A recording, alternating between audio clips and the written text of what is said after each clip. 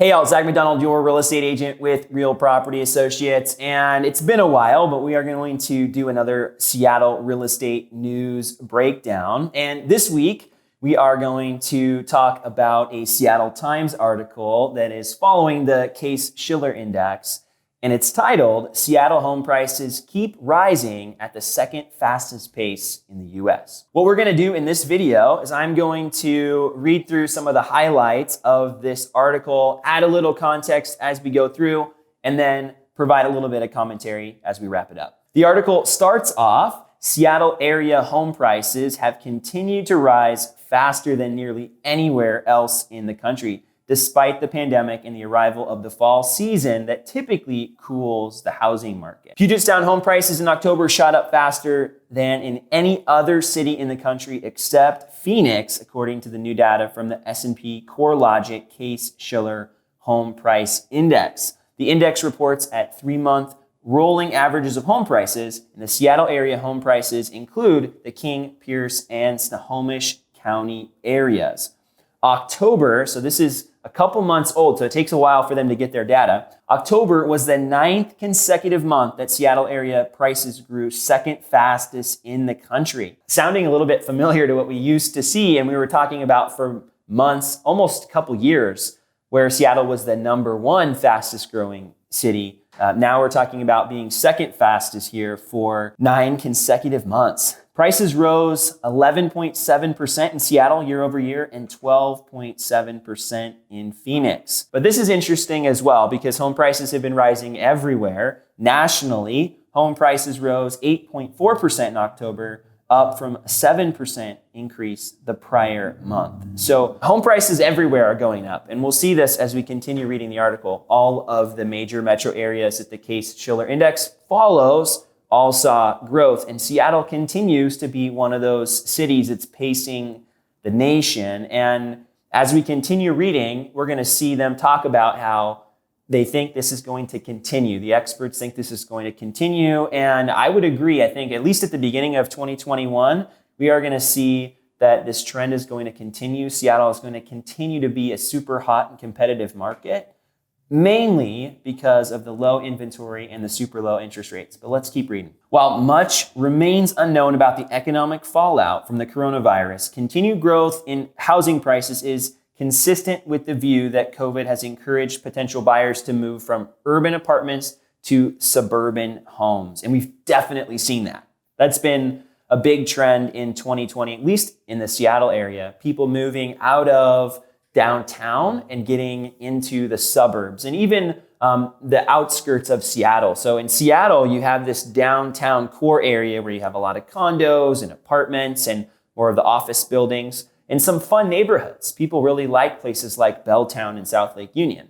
But when you remove people working from their office and make it working from home and you close all the businesses and all the shopping and restaurants and all the things that make downtown more attractive, and you're also living in a building with a bunch of other people, you start to see people making different decisions. The things that they thought were important now have changed. And maybe instead of being close to work and close to restaurants and shopping, people want to see a bigger yard or a home office, which you wouldn't have maybe in a 1-bedroom or 2-bedroom condo. So people have been shifting their priorities, which has caused people to be maybe moving farther into the suburbs. And we've seen that all year.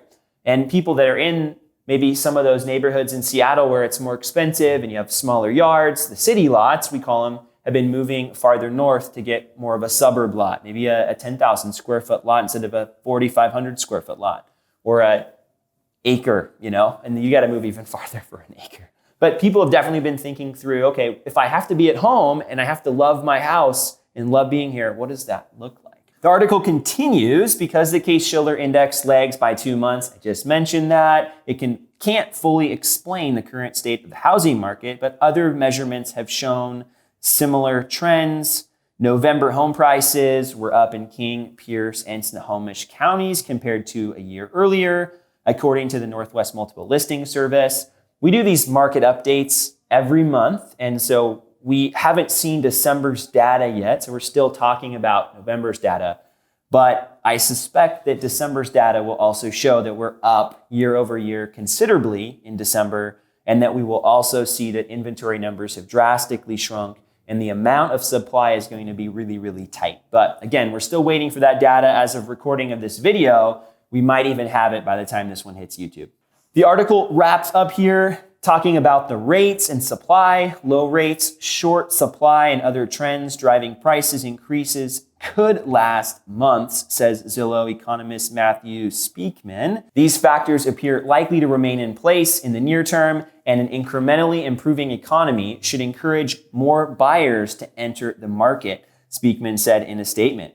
Taken together, this torrid pace of home price appreciation appears primed to continue well into 2021. A couple quick thoughts to wrap up this video. Number one, I think that this article hits the nail on the head, that we are going to continue seeing home prices increasing into 2021. And the main driving factor, again, we have super low supply. There's just not a lot out there, which means we have competition. And the interest rates are still at or hovering at record lows, and that's continuing to fuel the buyer activity. So I have lots of buyers right now. There's just not much to look at, which is normal for this time of year. But that just means as we head into the year and people start getting excited again and houses start coming on the market again, we're going to see more activity. And that brings me to my second point. I think we're going to see increasing competition here as we head into 2021. And I suspect that we're going to see a lot more bidding wars, and we're going to see price escalations start to increase. And I think we're going to see continued tightening of contracts on the buyer side to remove contingencies, do their inspections ahead of time, things like that, to be more competitive. So if you're a seller, you're excited about this, especially as we're heading into 2021. If you're a buyer, I think there's still a lot of hope because of the low interest rates. But I think there should be a little bit more caution as we jump in, just in realism, that it's going to be competitive. It's not going to be as easy as it has been, and it's continuing to look more and more and more like it did at the peak of the housing market in Seattle. Thanks so much for watching this Seattle real estate news breakdown. I've gotten away from doing these videos on a regular basis, but I occasionally enjoy engaging with some of the current events as well. So if you found value in this video though and want to see more of my thoughts on the Seattle housing market and other real estate related tips, I'd love for you to subscribe to my channel and follow on a regular basis.